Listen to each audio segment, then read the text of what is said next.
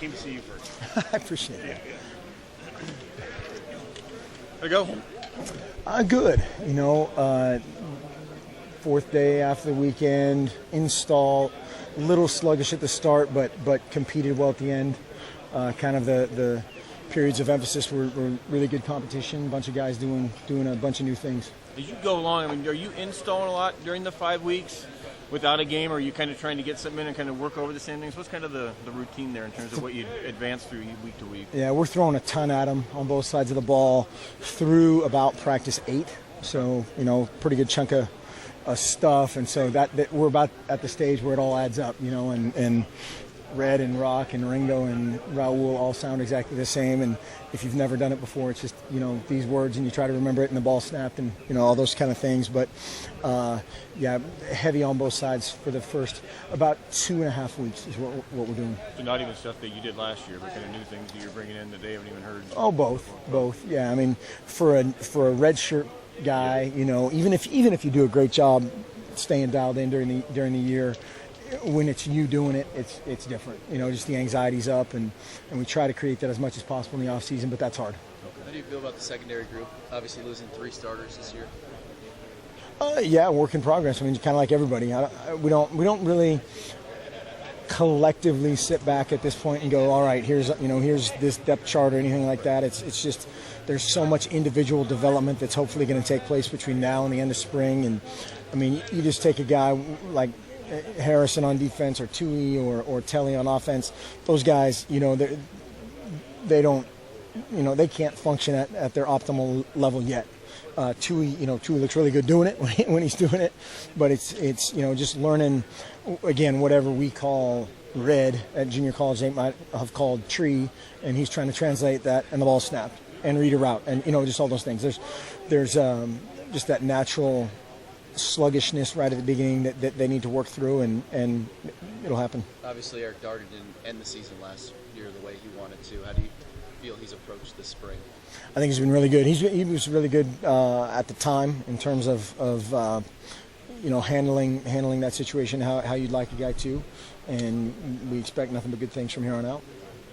How about Tyler and the way he's looked? I mean, that was unfortunate what happened to him in the bowl game, but how he's progressing there. He's working his tail off. It's fun to watch him, and it's not fun to see a guy injured, obviously, but just his attitude has been great. He's a guy that the trainers have to go, okay, you can't do that much, or you have to rein him back rather than kick him in the tail, which is sometimes the case. I don't make any predictions in that regard. Yeah. What do you remember about that? Because we saw Marcus go over to him at the bowl game and give him a big hug. I mean, I think it was like not only said a lot about Marcus, but it also said a lot about the way the guys feel about Tyler. Yeah, Tyler's awesome. I mean, he's just one of those guys that everybody loves, and injuries are the worst part about this deal, and to see a guy certainly at that point in the season who was really playing well and coming into his own, it was a setback, but I told him shortly after surgery this injury has no chance against him. Coach, with a year sort of under your belt, do you sense any tweaks or even improvements in your coaching styles? I don't wear a belt usually, but hopefully we'll be better. We'll be absolutely better, and hopefully we can say that if we're here, 20 minutes or 20 years. We have to get better, and that starts and ends with me. Marcus had such a phenomenal year last year. But he comes out and says, and Scott says, he's got to get better, he's got to work on things. I mean, what types of things do you do? When you have a great year like that, what are you working on to get better? That's the key, everything.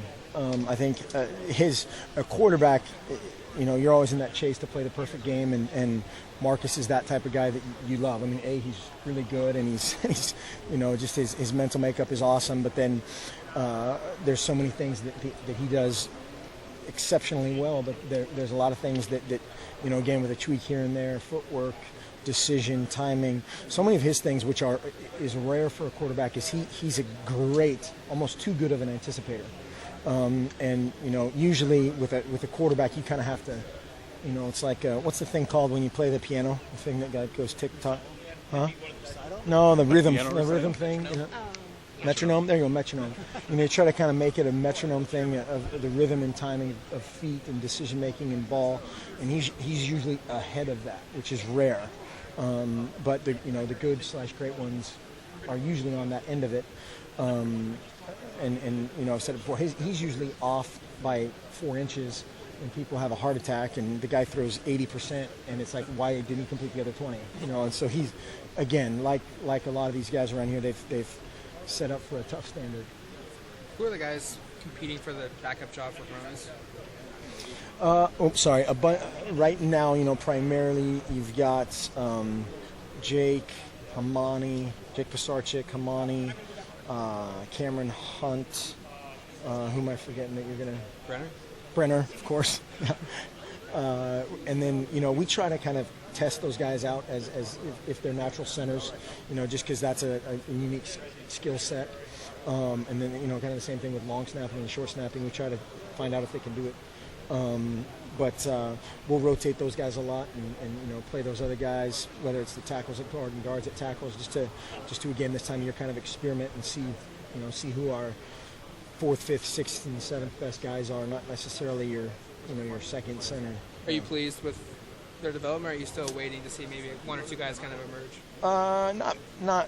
Not pleased, not disappointed. It's again kind of we're doing some different stuff and asking them to do some things that they haven't done before, and we're just at, like I said, that point of spring ball where there's some again some natural mistakes, but yeah, nothing earth-shattering either way.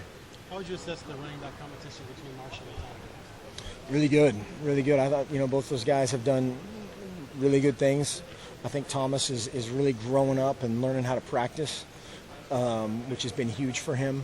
Guy really developed a lot toward the end of last year in that way as well. And Byron is competing better. He's one of those guys that needs a little something on the line to go out and go, and we can provide that. Do you anticipate that being a 1A, 1B type situation, or do you think you'll have a quicker starter? I don't know. We'll determine that here. Probably yeah. Give you something to argue about. Me? All right. Thanks, guys. Thanks, guys. I just walked